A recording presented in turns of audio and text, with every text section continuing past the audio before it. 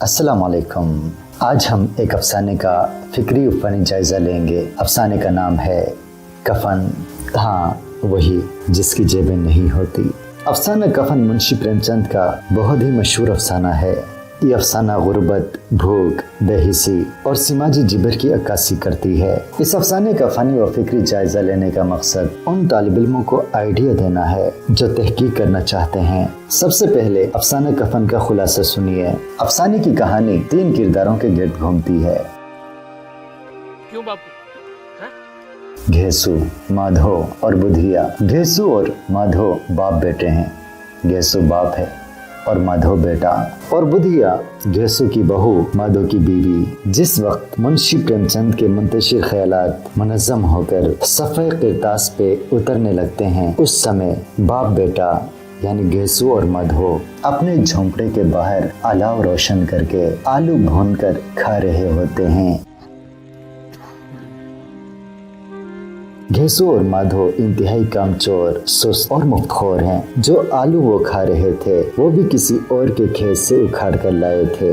झोंपड़े के अंदर माधो की बीवी यानी बुधिया दर्द ज़ह की वजह से करा रही है। उसके रोने की आवाज बाहर तक आती है। घेसू अपने बेटे माधो से कहता है कि जरा जाकर अपनी बीवी की खबर ले लो क्योंकि वो तकलीफ से जान बलब है। माधो कहता है कि अगर उसको मरना है तो वो जल्द क्यों नहीं मरती।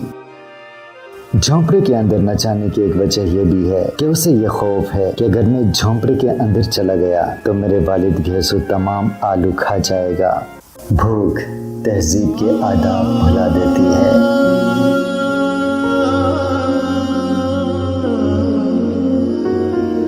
सुबह के वक्त माधो कमरे में जाकर देखता है उसकी बीवी बुधिया मर चुकी होती है। उसके पेट का बच्चा भी दुनिया में आने से पहले मर चुका होता है।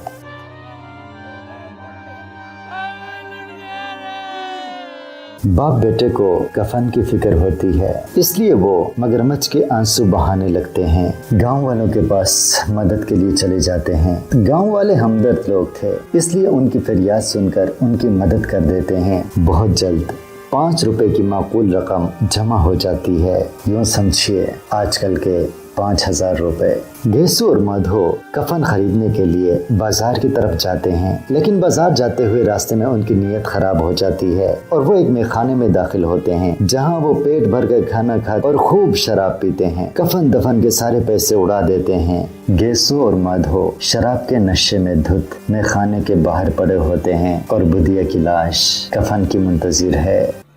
उनके बाद बहुत कफन है, जीने के लिए भी मरने के लिए भी। आइए सबसे पहले इस अफसाने का फिक्री जायजा लेते हैं। फिक्री जायजे का मफहूम होता है कि इसमें कौन सी सोच छुपी है, इसमें कौन सी फिक्र छुपी है और किस सोच को सामने रखते हुए मुंशी प्रेमचंद ने ये अफसाना लिखा है। जैसा कि हम जानते हैं कि सरमायादाराना निज़ाम और तबकाती तकसीम ने हमारी माशरे की जड़ें खोखली कर दी है। यहाँ पे सरमायादार के पास सरमाया बढ़ता जाता है और गरीब को 2 वक्त की रोटी मैसर नहीं। ऐसे हालात में इंसान जब मुकम्मल तौर पर मायूस हो जाए तो वो खुद को हालात के हवाले कर देता है।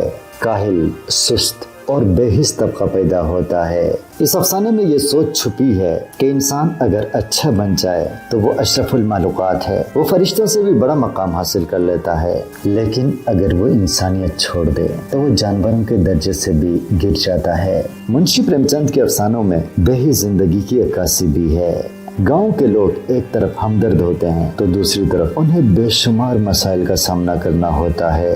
गुर्बत, अफलास, फाकाकशी और भूख आम होती है। जिस तरह इस अफसाने में घेसू और माधो भूख की वजह से परेशान थे तो दूसरी तरफ गांव वालों की हमदर्दी की अक्कासी भी की गई है। इस अफसाने का फनी जायजा लिया जाए तो सबसे पहले अफसाने के उन्वान की बात करते हैं। अफसाने का उन्वान खासा दिलचस्प है।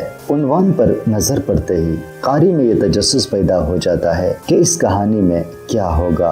अफसाने के प्लाट की बात की जाए तो प्लाट काफी मुनज़्ज़म है। वाक़यात की तरतीब अच्छे तरीके से की गई है। वहदत तासुर की खूबी भी नुमायां है। अफसाने के आखिर में तशनगी बरकरार रहती है। अफसाने के किरदारों की बात की जाए तो अफसाने के किरदार काफी मुनफरिद हैं। अफसाने की ज़बान सादा और रवां है।